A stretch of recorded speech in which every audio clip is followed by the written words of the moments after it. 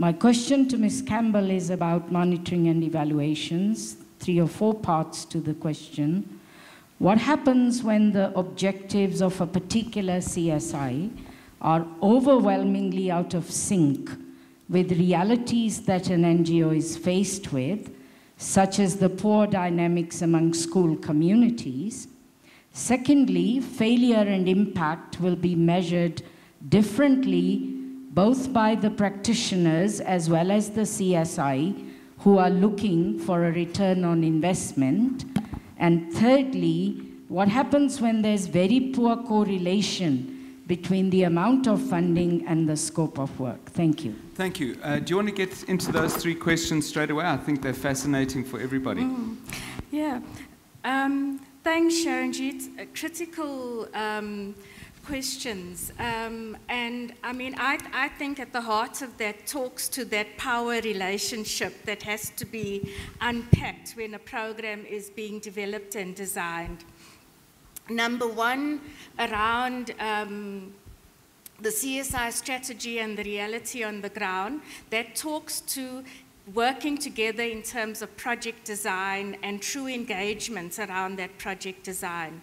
Number 2, around impact. When you design an evaluation study, the corporate or the foundation, the project part, the NGO, and the beneficiaries involved and the evaluator must agree on what is to be evaluated and what will be determined as impact, or what will be the indicators that will say this project must be successful. I'm not promoting a form of evaluation that's external, that's imposed on projects with the agenda driven by the funder.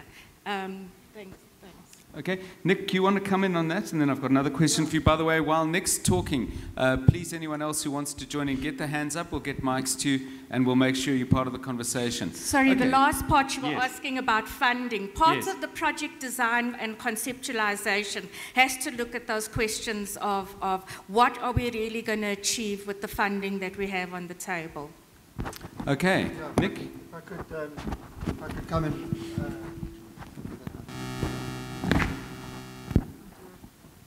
I think that it is also about managing expectations, and I think that it's incumbent on the NGO to say what can be achieved, and it's probably also incumbent on them to outline and to demonstrate the practical difficulties associated with the work at the outset, you know, to the best of their ability. You know, an IT company, when someone commissions someone to install an IT system in a company, they don't promise something that they can't deliver. And it's up to that company who's putting the work into the system to anticipate the difficulties that they're going to encounter. And I think that's a business relationship. And Yes. the same principles, I think, apply to development. You are engaging someone or an organization to help you achieve a certain end.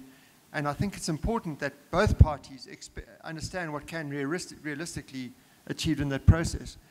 And then it's a partnership, and it's an equal partnership from the start, and not the sort of, you're not trying to hide anything from then onwards.